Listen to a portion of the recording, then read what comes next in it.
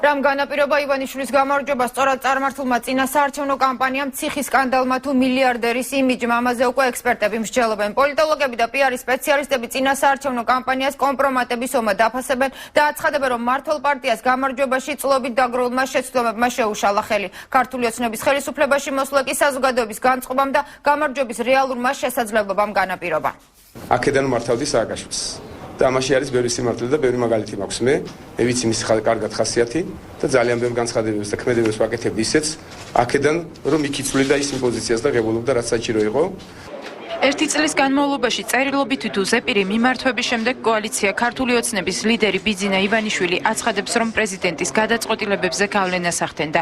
არჩევნების გზით ხელისუფლების გადაცემის შემდეგ საზოგადოება იმ პიარ ტექნოლოგიებით ინტერესდება, რამაც კოალიციის გამარჯვება განაპირობა. პიარის სპეციალისტი არჩილ გამზრდია ქართული ოცნების გამარჯვების ორ მთავარ ფაქტორად მედიას და ახალგაზრდული მოძრაობის აპოლიტიკურ ჩართულობას ასახელებს. ივანიშვილმა სხვა ოპოზიციური ძალებისგან განსხვავებით პრეზიდენტის მეთოდები არ ითამაშა, ამბობს ექსპერტი.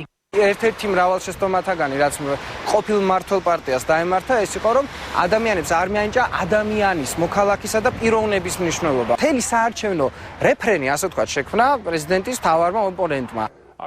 პოლიტოლოგი გიანოდია ფიქრობს, რომ კოალიციის გამარჯვების მიზეზი ფულის მაგიური ძალა და წამების კადრები გახდა, რომლის ნამდვილობაში ეჭვი ეპარება. ამაზრს არ ეთანხმება ფსიქოლოგი რამა საყვარელიძე და ამბობს, რომ ნაციონალური მოძრაობის დაბალი რეიტინგი ივანიშვილის მიბაძვით გამართულმა აქციამ გამოავლინა. მაისში ოჩვენებინათ ეს იმ ადამიანებისთვის, ვინც ციხეში ატარებდნენ, უკეთესი იქნებოდა, მაგრამ სექტემბერში ჩვენება უკეთესი იყო ქართული ოცნებისთვის, როგორც პოლიტიკური კოალიციისთვის. ახლა დამატებით, რა თქმა უნდა, ის ცოცხების ვიდეო, ეს აშკარად ფაბრიკაცია. ეს რო ტექნოლოგია ყოფილიყო, არ მოიხსნებოდა მინისტრები. ესე იგი, აქ რეალობა იდგა.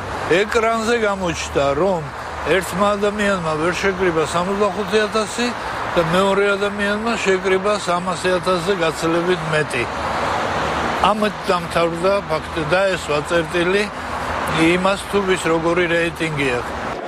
ექსპერტების თქმით, მთავარი რაც ივანიშვილმა შეძლო, ისაა, რომ ხალხი გამარჯვებაში არჩევნებამდე დაარწმუნა.